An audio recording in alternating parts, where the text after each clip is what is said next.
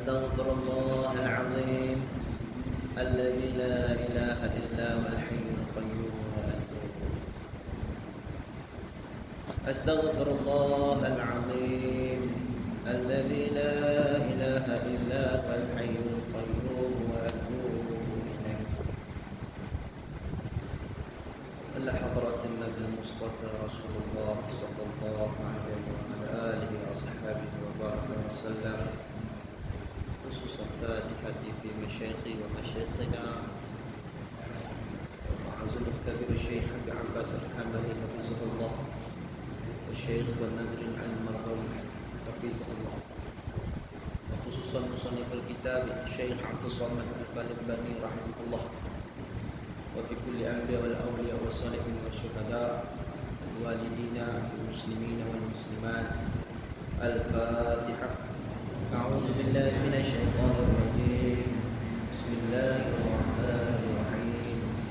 الحمد لله رب العالمين الرحمن الرحيم مالك يوم الدين إياك نعبد وإياك نستعين اهدنا الصراط المستقيم صراط الذين أنعمت عليهم غير المغضوب عليهم ولا الضالين.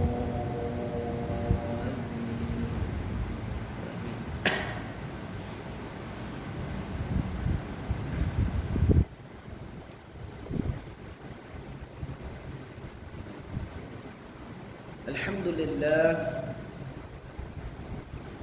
لله رب العالمين، والصلاة والسلام على أشرف الأنبياء والمرسلين وعلى آله وصحبه أجمعين. اللهم صل على سيدنا محمد طب القلوب ودوائها وعافية الأبدان وشفائها ونور الأبصار وضيائها وعلى آله وصحبه وبارك وسلم. Alhamdulillah, syukur kepada Allah Subhanahu wa ta'ala.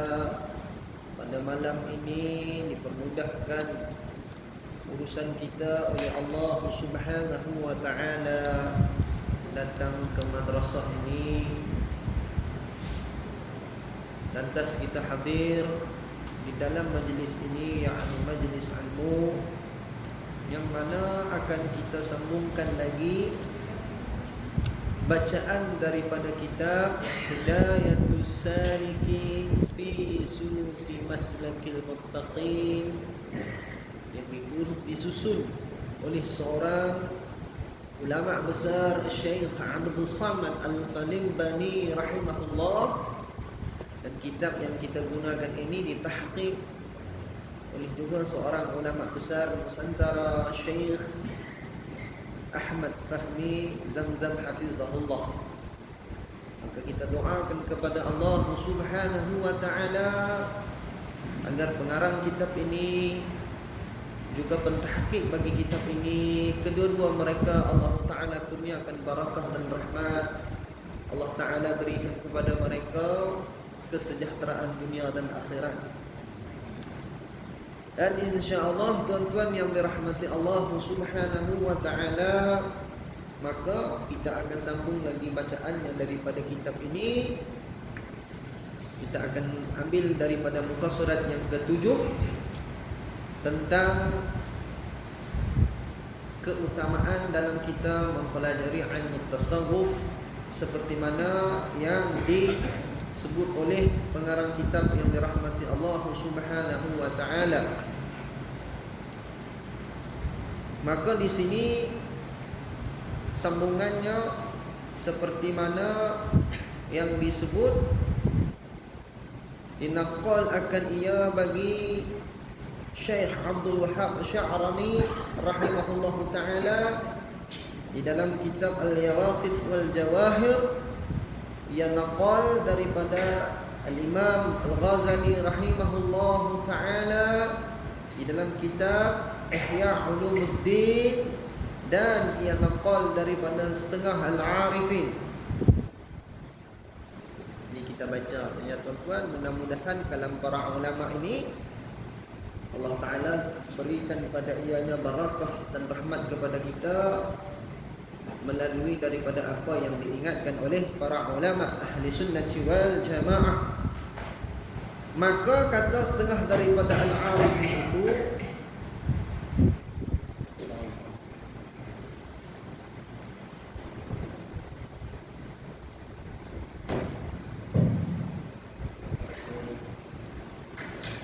maka kata setengah daripada al-arifin itu, man lam yakun lahu nasibun min ilmi al-qawm yukhafu alaihi su'ul khatimah. Artinya, barang siapa tiada baginya daripada ilmu qaum, yakni ilmu tasawuf, nescaya ditakuti atasnya su'ul khatimah, yakni mati di dalam maksiat. Diingatkan para ulama, yakni setengah daripada mereka itu al-arifin. Barang siapa tiada baginya daripada ilmu kaum ini, mafhum pada ilmu kaum ini yakni ilmu tasawuf, dibimbangi dia atasnya tu apa? Atas orang yang tiada baginya ilmu tasawuf tu, su'ul khatimah, yakni mati dalam maksiat. Ini bimbang tuan-tuan yang dirahmati Allah.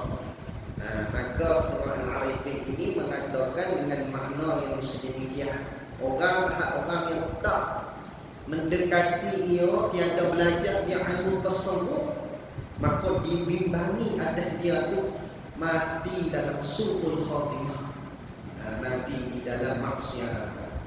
Mudah-mudahan Allah Ta'ala jauh kita daripada yang sedemikian itu. Khalas. Dan kata Syekh Abdul Hasan Al-Syadzili rahimahullahu ta'ala, man lam yattaghalghal fi hadhihi al-ulum, yakni ulum masufiyyati, mata musirran 'ala al-kaba'iri wa huwa la ya'lam. Artinya, siapa kata? Syekh Abdul Hasan As-Syadzili rahimahullah, barang siapa tiada masuk lagi, tiada mahir di dalam ilmu ini, yakni ilmu tasawuf, nescaya mati ia padahal ia mengekali atas beberapa dosa yang besar, padahal ia tiada mengetahui akan yang demikian itu. Itu dia. Bagi orang yang tiada mempelajari ilmu tasawuf, tiada mahir ilmu tasawuf ni, maka dibagi atas dia itu mati dalam mengekali atas dosa-dosa yang besar, padahal tiada dia tahu, yakni orang yang tiada akan ilmu tasawuf itu tak tahu bahawa akan yang demikian itu, bahawa dia ni mengingkal atasnya itu dosa-dosa besar. Itu penting tuan-tuan, melalui kalam para ulama yang arif billah, mengingat akan kita ini betapa pentingnya untuk mendekati, mempelajari bahagian dalam ilmu tasawuf. Dan ilmu tasawuf itu, kita sebutlah pada perbahasan yang lalu, ada beberapa pembahagian, dan yang dimaknakan di sini ilmu tasawuf yang wajib untuk dipelajari bagi sekalian mukallaf, seperti mana yang pernah ditulis oleh para ulama dalam muqaddimah kitab mereka, dalam memperingatkan kepada orang awam, untuk mempelajari bahagian ilmu yang wajib dipelajari atasnya. Gitu. Dan lagi khalas ini. Dan kata Syekh Ibn Abad rahimahullah ta'ala di dalam syarah Ibn Athaillah rahimahullah ta'ala, wa hadhihi al-ulum hiya allati yanbaghi lil insani an yastaghriqa fiha umurahu at-tawila wa la yaqna'u minha bikathirin wa la qalilin. Dan artinya, dan inilah yakni ilmu tasawuf, iaitulah segala ilmu yang sadiqianya bagi manusia bahawa dikaram akannya di dalamnya akan umurnya yang lanjut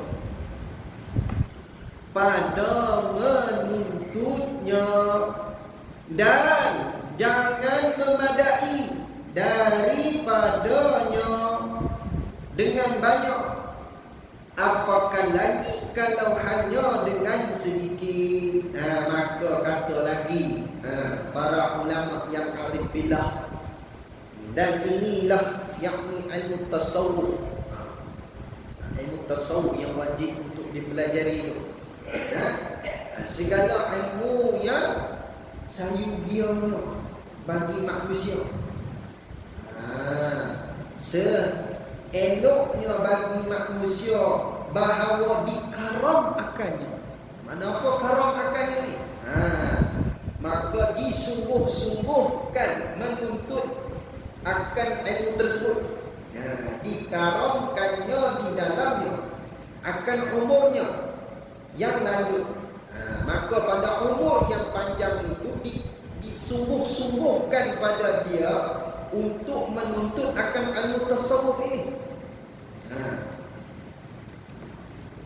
Dan jangan memadai, jangan rasa cukup dah orang ngaji tasawuf. Janganlah sekali-kali rasa ianya cukup. Kerana apa? Jangan memadai daripadanya dengan banyak. Jangan rasa banyak dah mengaji ilmu tasawuf tu. Sebab apa? Ilmu tasawuf ini adalah salah satu cabang ilmu yang berkaitan dengan kerohanian. Tak boleh rasa banyak dah. Saya mengaji banyak kitab dah. Tak cukup gitu. Jangan rasa banyak akan mengaji akan ilmu tersebut. Apakah lagi kalau hanya dengan sedikit. Yang banyak mengaji pun jangan rasa cukup dah. Apatah lagi bagi orang yang mengaji barang ianya sedikit.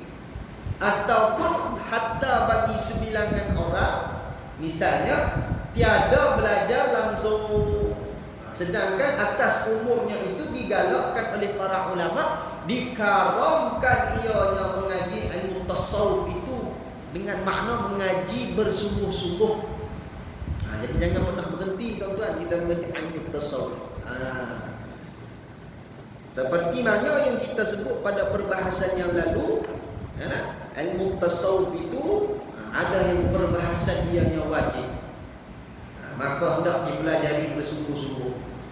Kemudian masuk kepada perbahasan tasawuf dalam bab tariqah. Masuk lagi perbahasan tasawuf dalam bab hakikat dan seterusnya kepada makrifat. Jadi tak boleh kita nak pergi hakikat makrifat tu. Dia ada tertib, ngaji ni ada tertib. Kitab para ulama ini ada tertib tuan-tuan yang dirahmati Allah Subhanahu wa taala. Maka hendaklah dipelajari iaitu secara berguru. Daripada guru itulah akan ditunjukkan kepada murid satu persatu. Sampailah selesai. Kemudian karam dia betul-betul dalam ilmu tasawuf itu. Lepas daripada menuntuti dia pada bahagian yang syariat, yakni yang wajib atas kefahaman ilmu tasawuf itu seperti mana yang disebut oleh para ulama di dalam kitab-kitab mereka dalam menekankan kepada golongan yang awam untuk belajar ilmu fardhu ain. Maka kemudian daripada itu karamlah dia pula di dalam wirid. Karamlah pula dia di dalam wirid. Maka wirid ini hendaklah diambil dengan guru yang muktabar.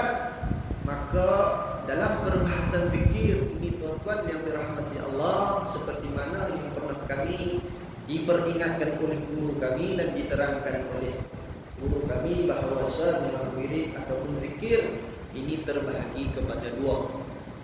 Satu yang difahamkan dengan makna zikir pahala. Zikir pahala, barang siapa yang berzikir akan dapat pahala. Seperti mana orang berzikir menyebut kalimat subhanallah, alhamdulillah, Allahu akbar. Maka barang siapa yang menyebut akan zikir-zikir seperti ini, maka dia dapat pahala. Ada satu lagi pecahan daripada zikir itu disebut oleh ulama tasawuf dengan makna zikir darajah, ataupun sebilangan daripada guru menggunakan istilah tapi makna sama istilah. Sebilangan guru menyebut ianya zikir darajah, sebilangan para masyayikh menyebut ianya zikir maqamat, dan sebilangan daripada guru menyebut ianya zikir tarbiyah, tapi membawa kepada makna yang sama. Maka zikir yang darajat ini seeloknya ia diambil dengan para masyayikh yang muktabar, yang mana zikir ini digunakan berzikir kepada Allah Ta'ala untuk membersihkan hati daripada perkara-perkara yang tidak sepatutnya. Maka duduk dalam darjat zikir tarbiyah ini. Maka diambil dengan para masyayikh yang muktabar, yang mempunyai sanad, yang sanadnya itu sampai kepada junjungan besar Nabi Muhammad sallallahu alaihi wasallam. Dan guru yang mempunyai zikir darajat ini adalah guru yang diizinkan oleh guru sebelum daripadanya untuk mengijazah. Mana nak kata bukan semua guru boleh bagi ijazah zikir yang dalam makna yang sedemikian. Mana ada guru yang khususiyah yang beliau ini diizinkan daripada guru sebelum daripadanya, dan guru yang sebelum daripadanya itu juga mempunyai guru yang mana guru daripada gurunya itu mengizinkan atas beliau ini untuk mengijazahkan. Itu dipanggil zikir darajah. Ini tidak ataupun tidak kena pergi bertemu dengan para masyayikh yang muktabar dalam bidang ini. Inilah dinamakan sebagai guru kerohanian. Sebab itu dalam bab zikrullah sebaiknya kita berzikir mempunyai guru yang sahih, yang mana guru itu memang selayaknya mengajar dalam bab tersebut. Seperti mana kita belajar juga dalam cabang-cabang ilmu yang lain. Setiap daripada cabang-cabang ilmu ini kita mempunyai guru. Seperti mana kita belajar bab salat, sebagai contohnya kita belajar kitab Niyatul Musalli, maka kita ada guru yang mengajar dalam bab fiqh salat dalam kitab Niyatul Musalli. Seperti mana kita belajar ilmu tajwid Al-Quran, kita ada seorang guru yang membetulkan bacaan Al-Quran kita dengan tajwid. Namun jangan terlupa bahawa di dalam bab zikir, bagi orang yang ingin mencuci hatinya, membersihkan hatinya, maka hendaklah dia bertemu dengan guru yang ahli. Maka lagu mana kami nak jumpa guru yang ahli? Sebab dalam bab ini juga bimbang ada unsur fitnah. Bagaimana yang dikatakan fitnah itu? Apabila yang bukan ahli mengaku sebagai guru, timbul fitnah. Yang ini kita bimbang. Ada berlaku, berkemungkinan ada. Kerana guru yang sedemikian, jika ia bukan ahlinya, maka sanadnya terputus. Jadi jangan ambil zikir tarbiyah dengan guru yang sanadnya terputus. Bagaimana boleh kata seorang guru itu sanadnya terputus? Dan dia bukan guru, dia bukan ahli kerohanian, tapi dia mengaku sebagai ahli kerohanian. Itu dia. Maka berlakulah penyelewengan. Sebab itu saya kata tadi, dalam bab mengambil zikir tarbiyah ini, yang mana seorang murid harus bertemu dengan ahli, guru yang sebenar-benar, bukan guru yang mengaku.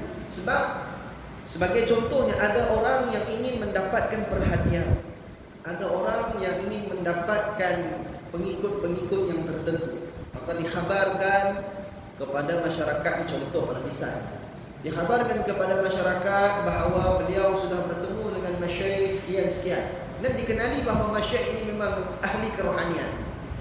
Maka dikhabarkan kepada orang bahawa saya telah bertemu dengan masyayikh sepulan dan sepulan, dan beliau mengijazahkan kepada saya awak ini dan diizinkan saya untuk mengijazahkan kepada orang lain. Sedangkan para masyayikh itu memberikan kepada orang ini adalah zikir yang berbentuk awam. Contoh kalau kita pergi jumpa mana-mana guru, mana-mana masyayikh, kita minta pada dia, ustaz, tuan guru, batuk guru lah, kita orang kampung ni biasa duk bagi duk guru lah, boleh kadang bagi saya apa-apa zikir yang boleh saya zikir, maka insya-Allah tuan guru bagi. Tapi zikir yang diberikan itu bukanlah zikir yang membawa kepada makna wakil untuk ditalkinkan kepada orang lain. Ini bahaya. Jadi ada sebilangan orang yang misalnya jika mereka itu ingin mendapatkan perhatian bagi masyarakat, maka dimaklumkan mereka dengan makna yang sebegitu tadi, sedangkan mereka diberikan zikir itu bukan dengan makna sedemikian. Maka sanad tadi bersambung tak? Sanad terputus. Sebab yang mengijazahkan ini adalah orang yang bukan ahli. Jadi nak jumpa dengan ahli dia. Persoalan dia lagu mana nak jumpa dengan guru yang muktabar seperti ini, yang dikatakan ahlinya itu. Maka tidak ada cara lain, kata masyayikh kami, istikharah. Minta petunjuk kepada Allah Subhanahu wa taala untuk bertemu dengan guru yang mempunyai sanad yang sedemikian. Jadi saya nak khabarkan kepada tuan-tuan yang dirahmati Allah, bukan semua guru yang diizinkan oleh guru mereka untuk mentalkinkan ijazah zikir. Jadi dalam bab ini tak boleh lihat daripada zahir semata-mata. Yang guru panjang, sorban besar, contohlah, tapi tak salah apa simpan janggut panjang, pakai sorban, tak salah. Tapi tak boleh dijadikan itu semata-mata bukti ini adalah masyayikh yang muqtada. Dia mesti ada izin daripada gurunya. Dan gurunya itu pun bukan saja-saja bagi izin, tuan-tuan. Biasanya para masyayikh akan adakan majlis untuk melantik seseorang itu menjadi wakil talqin bagi. Maka seluruh awat yang diizinkan, zikir-zikir yang diizinkan, zikir itu bukan zikir yang bukan daripada ajaran Rasulullah, semuanya daripada ajaran Nabi Muhammad sallallahu alaihi wasallam. Contohnya zikir la ilaha illallah. Maka diijazahkan pada muridnya itu oleh wakil talqin ataupun oleh masyayikh itu sendiri. Maka kita pergi jumpa ni, kita pun ambil. Maka guru itu menjadi guru kerohanian bagi kita. Maka kerja guru ni kerja apa? Kerja dia tarbiyah dalam bab kerohanian. Ini nak mengubati penyakit hati. Ini yang banyak disebut oleh Imam, contohnya seperti Al-Imam Al-Ghazali rahimahullah, doktor bagi hati. Ni orang ada masalah penyakit hati ni, tuan-tuan, kena jumpa dengan ahli yang seperti ini. Maka diberikan ijazah zikir, maka diwiridkan dengan asbab berwirid dengan zikir tersebut, insya-Allah hati itu yang kotor itu akan dibersihkan. Tapi bukan dengan makna hari ini zikir hari ini terus bersih, dah. Dia melalui proses. Dia akan melalui proses. Sebab tu ada sebilangan orang yang datang ke dalam majlis seperti ini, dia kata, mengamuk ni, dah kena sabar. Kena sabar. Kena berdamping dengan, bersumpah dengan para masyayikh sehingga hati itu benar-benar dibersihkan. Ini tak ada cara lain, tuan-tuan. Kalau nak membersihkan hati, tak ada cara lain, mesti dengan cara berguru dengan ahli kerohanian. Siapakah mereka itulah? Di antara mereka itu para sufi, masyayikh yang muqtabar dalam bab zikrullah. Maka ditarbiyah dalam bab zikir. Kita nak jumpa, kita nak mengaji fiqh, kita nak alim dalam bidang fiqh, kita mengaji dengan orang yang boleh pada darjat fiqh. Kita nak alim dalam bidang hadis, kita mengaji dengan orang yang berdarjat muhaddis. Kita nak bersihkan hati, kita kena jumpa dengan ahli dia, yakni guru kerohanian. Dan dalam guru kerohanian ini pula, ini ada satu gelaran yang diberikan kepada mereka, iaitu mursyid. Mursyid yang mu'tabar. Kalau kita dengar kuliah daripada pentahqiq kita, Syekh Ahmad Fahmi Zamzam hafizahullah, bila disebut dengan mursyid, kata tuan guru rahimahullah hafizahullah, ini di akhir zaman ini ada mursyid. Namun mursyid ini bukan orang yang mengaku mereka ini mursyid. Kalau nak kenal mursyid ini melalui istikharah. Tak ada apa, bukan jenis orang yang ni saya ni tok guru ni hampa mai dah dia bukan guru. Dia bukan dengan makna macam tu. Jadi kita nak jumpa dengan ahli ini istikharah. Istikharah insya-Allah. Insya-Allah jumpa dengan guru yang sedemikian. Maka bila dah jumpa, mengajilah bab kerohanian dengan orang seperti ini. Insya-Allah nama kelamaan hati kita akan dibersihkan oleh Allah Subhanahu wa taala asbab tarbiyah daripada beliau. Dan beliau tu yang guru itu tadi juga ditarbiyah daripada guru sebelum daripadanya. Dan guru sebelum daripadanya itu juga ditarbiyah daripada guru sebelum daripadanya. Dan proses ini berangkaian sambung kepada para imam-imam yang sebelum daripada kita. Itu dia. Baik, khalas. Jadi ingat, zikir ada dua bahagian. Satu zikir tarbiyah ataupun zikir darajat, satu zikir pahala. Zikir pahala sebut zikrullah, subhanallah, alhamdulillah, Allahu akbar, dapat pahala. Baik, khalas. Lanjut lagi. Yakni syahidianya bagi orang yang hendak kemenangan di dalam dunia dan akhirat itu, bahawa dihabiskannya umurnya itu di dalam mengaji al-tasawuf. Nampak? Seelok bagi orang yang hendak kemenangan dalam dunia dan akhirat, bagi orang-orang yang nak dapat kejayaan di dunia dan akhirat, maka eloklah dihabiskannya umurnya itu dalam mengaji ilmu tasawuf. Sebab ilmu tasawuf bukan penawar bagi hati itu, berarti tahu situ habis. Bukan begitu tuan-tuan. Dan nak dikaramkan dia sungguh-sungguh dalam memahami bahagian ilmu tersebut. Saya bagi satu misal, contoh yang ini bila kita belajar dalam kitab tasawuf, dalam bab syariat, yang ini tasawuf yang wajib dipelajari bagi sekalian mukallaf. Yang kita sebut dulu, tasawuf itu adalah ilmu yang membicarakan maksiat hati dan anggota badan. Jadi salah satu daripada pembelajarannya belajar untuk mengenal apakah yang dimaksudkan dengan sifat hasad. Jadi kita pun mengajilah orang bahagian satu sifat yang mazmumah ini nama dia sifat hasad. Jadi sifat hasad tu begini. Mari kita cek kita ada tak sifat begitu. Contoh, ini mengaji tasawuf. Dia mengaji tadi, dia bukan mengaji untuk orang. Dia mengaji untuk dia. Ada ke tak ada ni? Contoh katalah kalau ada, contoh misal. Maka nak hilangkan hasad tu lagu mana? Nah, bila hasad ini ada dalam hati satu orang manusia, dia nak hilangkan hasad tu lagu mana? Melalui zikrullah ni tadi. Zikir yang mana? Zikir yang darajat ataupun zikir tarbiyah ni. Maka dia jumpa dengan masyayikh dia minta guru dia tarbiyah masalah dalam hati dia ni tadi. Maka dibekal dengan zikrullah. Zikrullah tu dia zikir sampai hasad hilang. Sampai hilang.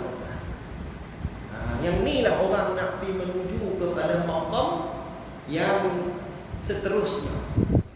Nak naik kepada darjat maqam nafsu mutmainnah. Ataupun maqam mutmainnah ini adalah satu maqam nafsu yang tenang.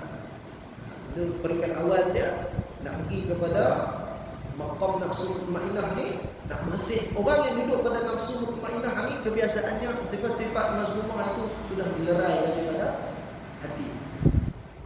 Ini nak dibersihkan. Cara dia lagu mana tu lah dengan zikir maqamat ni.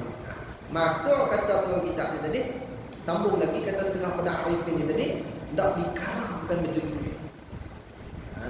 Karamkan betul-betul ngaji ilmu tasawuf ni. sampai dah habis umur tak apa. Tak rugi untuk keselamatan dunia dan akhirat. Dan jika seseorang itu terjatuh dalam keadaan yang sedemikian, apa dia tu?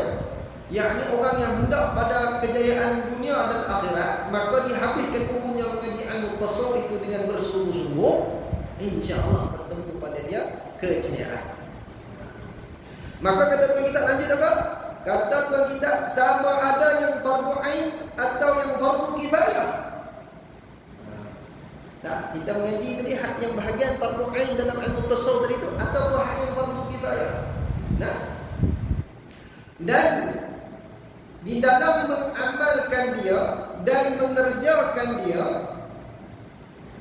dan mentelaahkan dia, kerana tiap-tiap daripada membanyakkan mengetahui ilmu tasawuf itu, maka banyak takutnya akan Allah Ta'ala. Bila hati bersih tuan-tuan, hati bersih, dia akan lebih kepada apa? Takut kepada Allah Ta'ala. Ni bukan, sebab tu saya pernah sebut dalam perbahasan yang sudah, orang mengaji ilmu tasawuf ni bukan lakonan. Dia bukan berlakon, bukan. Kalau seseorang itu berlakon, dia ada hak pada lakonan dia. Nah, maksud dia kata apa? Kalau orang yang berlakon ni, orang yang berlakon di hadapan orang lain, sebagai contoh, depan orang reaksi dia ni, belakang orang reaksi dia lain. Nampak mana? Lakonan tu ada hak. Tapi bagi ahli tasawuf yang sebenar-benarnya, dia depan orang begitu, belakang orang begitu. Nampak? Depan orang dia begitu, belakang orang begitu, tak memang begitu. Pasal apa? Dia takut pada Allah Ta'ala ni bukan takut yang direka-reka. Takut pada Allah Ta'ala ni ataupun datangnya takwa kepada dia ni bukan takwa yang dilakon-lakon. Sebab tu kalau ahli tasawuf yang betul, tuan-tuan, dia bukan kaki lakon. Tapi yang bimbang ni yang bukan ahli tasawuf tapi mengaku sebagai ahli tasawuf. Yang ni memang cukup pandai berlakon. Yang ni memang cukup pandai berlakon. Ni kita bimbang. Jadi nak selamat daripada yang tu, istikharah. Nampak? Yang berlakon ni kata lagu nak berlakon dia tentang tasbih. Contoh, misal dia tak ada kalam saya ni tak tuju mana-mana individu. Kalam saya ni bersifat umum, nak cerita hak ahli berlakon. Gitu. Bukan kata tok guru ni, kata guru bukan macam tu. Jadi depan orang dia duduk pegang tasbih, dia dah reduk mata contoh. Kan? Belakang orang dia tinggal tasbih, duduk dia macam contoh. Ni bukan ahli tasawuf. Ahli tasawuf bukan yang demikian. Ahli tasawuf depan kita pun lagu tu, belakang kita pun dia memang macam tu. Sebab apa? Takut dia lillahi ta'ala, ikhlas. Biasanya orang yang dapat derajat ni tuan-tuan, dia akan lalu maqamat di kalangan orang-orang yang ikhlas. Begitu. Baik, khalas. Kerana tiap-tiap daripada membanyakkan mengetahui ilmu tasawuf itu, maka banyak takut yang akan Allah Ta'ala. Tapi syaratlah tuan-tuan, ngaji dengan guru. Tuan-tuan nak mengaji hikam ke, tuan-tuan nak mengaji kitab-kitab tinggi dalam ilmu tasawuf, Kasyaful Asrar, ni orang nak mengajar ni.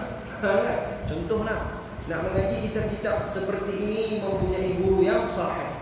Kalau kitab hikam itulah sebagai contoh, mengaji kitab hikam, kata guru kami, seorang guru yang ingin mengajarkan hikam kepada muridnya, tu guru tu kena beradun terlebih dahulu. Maksud beradun ni apa? Maksudnya dia memahami hikam dan dia dah berusaha menterjemahkan apa hal dia mengaji itu atas diri dia dulu. Dan dia ni tok guru yang mengajar hikam ni adalah tok guru yang diizinkan oleh gurunya untuk mengajar kitab tersebut. Begitu. Barulah kita boleh mengaji hikam, kitab hikam ini dengan guru yang dimaknakan dengan sedemikian. Dan para masyayikh yang duduk pada martabat yang benar mengajar kitab hikam, tidak mengajar hikam itu secara sewenang-wenang. Kerana ada sebilangan daripada para masyayikh yang cukup menjaga bahagian ini, maka akan diajarkan kepada mereka-mereka yang benar-benar duduk dalam bahasa kita, dalam standard pengajian yang betul, maka layak untuk dia mengaji hikam, baru dia dibuka hikam hikam itu kepada mereka. Kenapa? Karena kitab hikam ini adalah satu perbahasan daripada para masyayikh untuk membimbing tangan murid untuk menyelami dalam arti kerohanian. Sebab jaranglah kitab hikam ini dibaca secara umumi. Kan? Kalau ada tu mungkin dibaca oleh para masyayikh yang lah.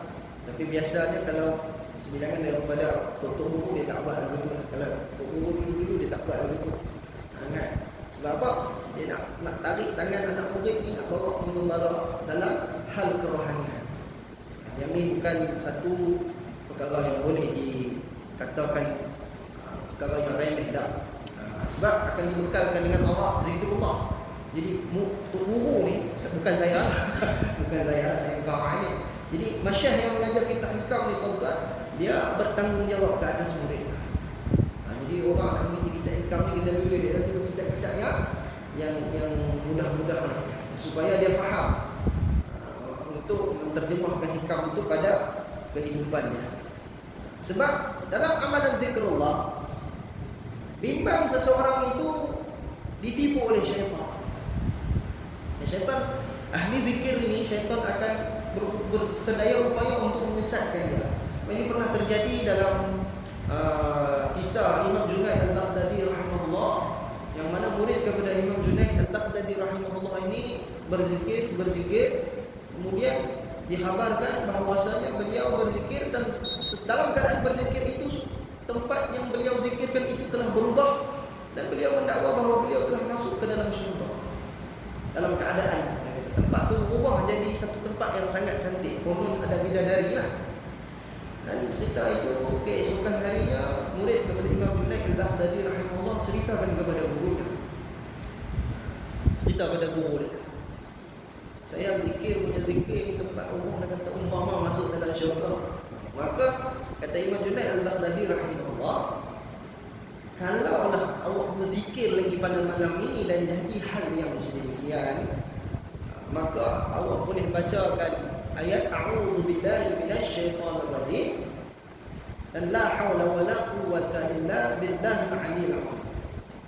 Maka apabila anak murid ini pada malam harinya berzikir dan berada dalam keadaan yang sedemikian, maka dibacakan ayat itu tadi.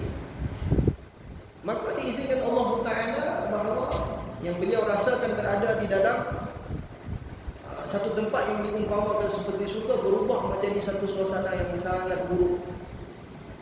Rupa-rupanya beliau, yakni murid kepada Imam Junaid ini diganggu oleh syaitan tatkala dia sudah berzikir. Sebab tu nak berzikir kena ada guru. Dan guru mesti dah lalu dah fasa-fasa yang sedemikian. Yang ni saya pernah sebut pada perbahasan yang lalu, bagaimana seseorang yang menjinakkan diri dia dalam alam zikrullah tiba-tiba boleh jadi gila. Contoh, mana dia ingat Tuhan menjadi macam tu tuan-tuan. Dia kata dia isi. Contohlah orang baca surah Yasin, dia kata sebilangan orang nak sebut ni misal. Baca surah Yasin tak boleh banyak-banyak, nanti isi dia kata. Jadi kita pun pelik baca Quran pun jadi gila. Lagu mana jadi macam tu? Pertama sekali, pasal amalan itu tidak berpandukan ajaran daripada guru yang sahih. Itu punca. Jadi nak mengaji bab ni kena ada guru yang sahih, guru yang muktabar. Saya diijazahkan oleh masyayikh kami satu amalan yang dinamakan azkar nawawi. Dalam wirid azkar ini dihimpunkan oleh guru kami. Dalamnya itu ada bacaan surah Yasin. Jadi diijazahkan oleh masyayikh kami, dibaca ianya setelah subuh dan selepas asar. Lepas subuh baca azkar, lepas asar baca azkar. Mana kat dalam tu ada surah Yasin tu. Memang kena lalu, Yasin tu memang kena baca. Maka kalau kata baca azkar ni lepas subuh, lepas asar, maka sehari berapa kali baca Yasin bagi murid-murid yang istiqamah? 2 kali, lepas subuh sekali, lepas asar sekali. Ada satu amalan lagi yang diijazahkan oleh beliau, baca Yasin sebelum nak tidur. Ini bukan malam Jumaat saja, ni hari-hari. Tinggal murid ni nak ikut ataupun tidak saja. Tapi kalau ikut daripada ijazah dia begitulah. Makna bagi murid-murid yang mempelajari zikir ini bersama dengan masyayikh kami ini, sehari berapa kali dia baca Yasin? 3 kali. Nampak?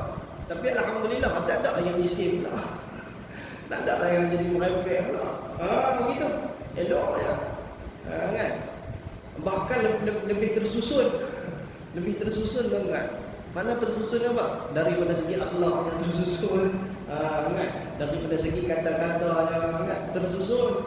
Pasal kalau tu berkat daripada amalan yang sebenarnya. Jadi kalau kita nak kata baca Quran, baca zikrullah boleh jadi gila. Ini tuan-tuan sehari 3 kali.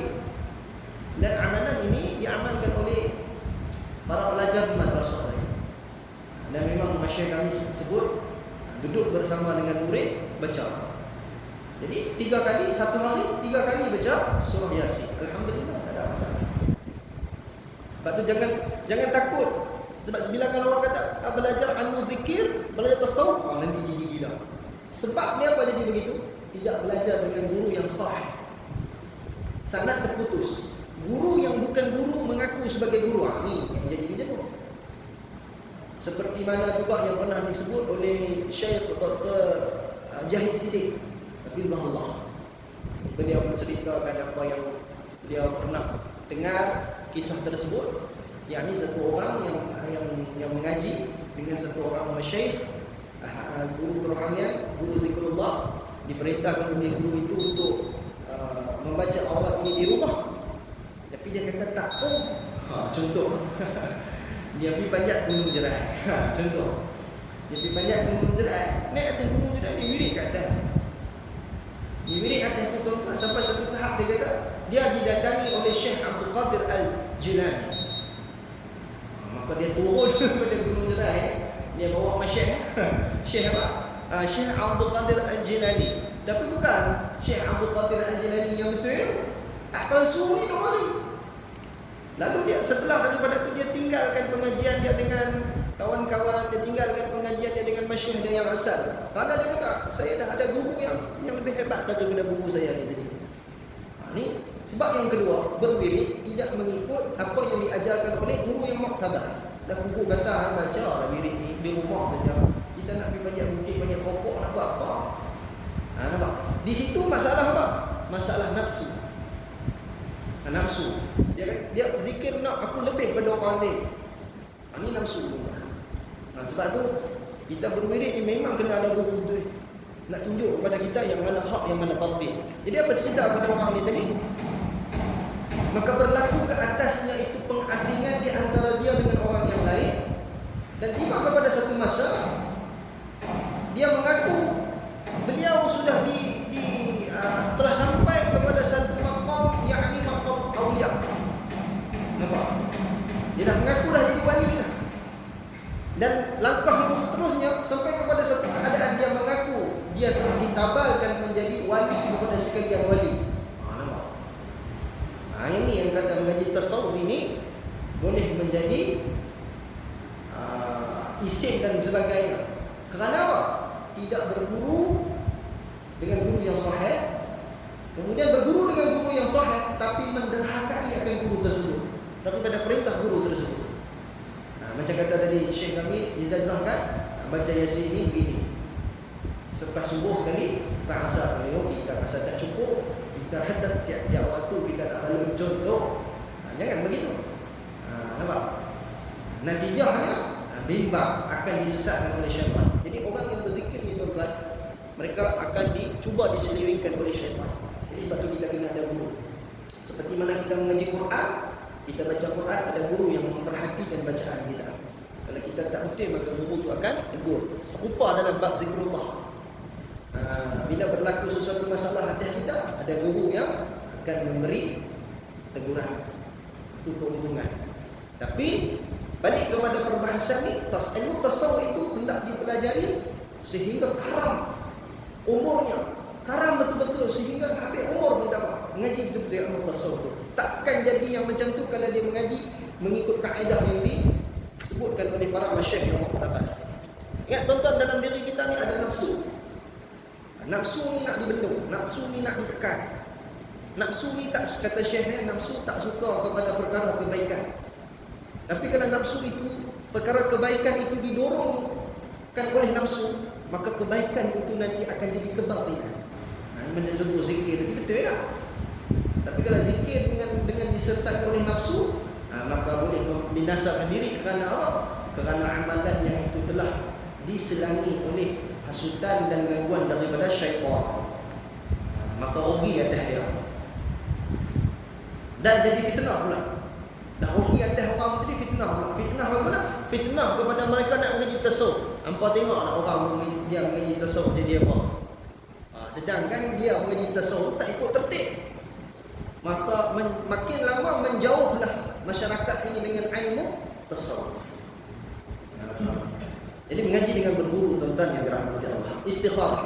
Insya-Allah seperti mana sebilangan orang mengamalkan istikharah ini untuk tujuan yang tertentu, seperti mana perkahwinan, seperti mana membuat keputusan yang besar-besar. Nak cari guru ni pun juga istikharah. Insya-Allah Allah akan tunjuk kepada kita jalan yang benar. Baik, khalas.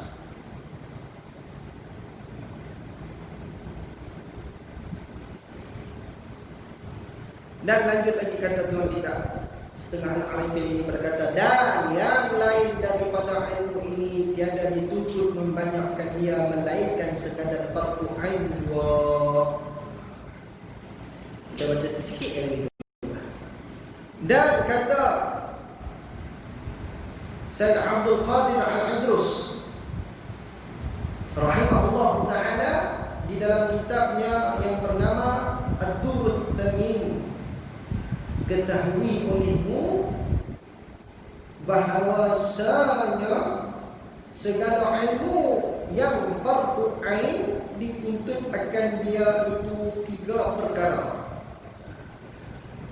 Maka kata Tuhan kita yang dirahmati Allah Subhanahu wa taala, naqal dia daripada satu kata alim ulama, yakni pengarang kitab bagi kitab Durrut Thamin, fardu ain yang dituntut akan dia itu 3 perkara. Ini jaga bagi orang awam mesti menjadi 3 cabang ilmu ini. Nama dia fardu ain. Yang pertama ilmu tauhid, dinamakan dia ilmu usuluddin. Itu fardu ain. Ada juga sebilangan orang dia tidak memahami pada perkara yang fardu ain ini. Dia kata tak usah nak mengaji ilmu usuluddin ke tauhid ke, nanti sesat. Tadi mengaji tasawuf jadi isim, tauhid pula jadi sesat. Sedangkan orang yang tiada belajar ilmu tauhid, orang yang tiada belajar ilmu usuluddin ini, maka tak lepas lagi pada bahagian fardu ain. Sebab ilmu usuluddin, ilmu fardu ain, ilmu tauhid itu dia letak dalam kerangka fardu ain. Maka fardu ain wajib untuk dipelajari. Maka tak boleh kata orang, jangan kata mengaji tauhid jadi susah. Tak mengaji tauhid tu bimbang, boleh terseleweng. Dan yang kedua, ilmu syarak, dinamakan dia itu ilmu fiqh. Dan yang ketiga, ilmu batin, dinamakan dia ilmu tasawuf. Ini kata Tuhan kita menjerahmati Allah Subhanahu wa taala. Maka mengingatkan kepada kita bahwasanya 3 cabang ilmu ini mesti dipelajari bagi orang awam. Dan orang awam jangan takut mendekati majlis-majlis ilmu seperti ini. Takkan jadi isim, takkan jadi sesat jika kita berguru dengan guru yang benar. Kerana apa? Lanjutan daripada bacaan kitab kita ini, selang daripada 1, 2, 3 muka surat yang akan datang, di dalam muka surat yang ke-11 akan kita masuk, akan ditulis oleh Tuhan kitab yang dirahmati Allah, yakni satu fasal pada menyatakan kelebihan ilmu yang memberi manfaat. Akan masuk kepada perbahasan yang sedemikian.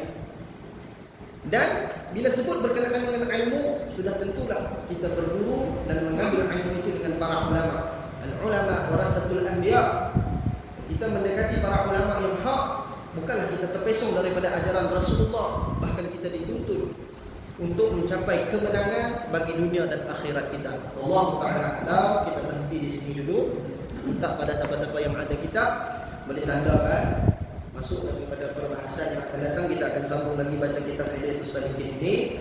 InsyaAllah, tuan yang dirahmati Allah, perbanyakkan istiqarah dan kita bertemu dengan guru-guru yang hak ahli sunnah wal jamaah yang menuntut kepada kita ini, menuju kepada kita ini ilmu yang benar, kejayaan bagi dunia dan akhirat. Kita tutup majlis ini dengan membaca sedikit doa. A'udzubillahi minasyaitonirrajim.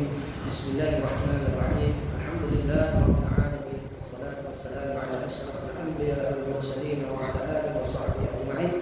Allahumma shalli ala Muhammad wa ala ali Muhammad wasallim. Ya Allah, ya Rahman, ya Rahim, berilah kebaikan dan rahmat kepada kami, turunkan kepada kami ya Allah kebaikan dan rahmat-Mu dalam majlis ini ya Allah. Kurniakan kepada kami kesejahteraan dunia dan akhirat, kurniakan kepada kami ya Allah kesejahteraan dunia dan akhirat, kurniakan kepada kami kesejahteraan dunia dan akhirat, tambah kami faham, kurniakan kami ilmu dan kefahaman daripada kitab Hidayatus Salikin fi Sulukil Maslakil Muttaqin ini.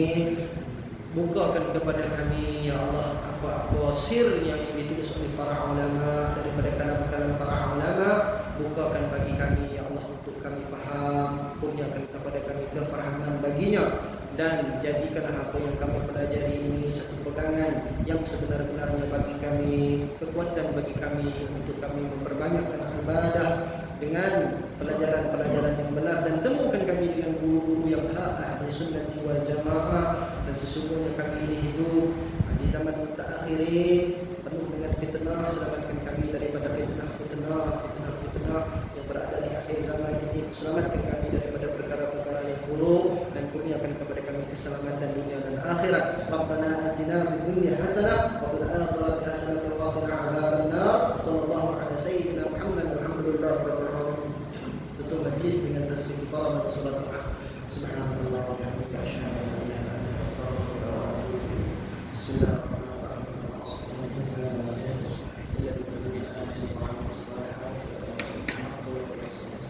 Baca salawat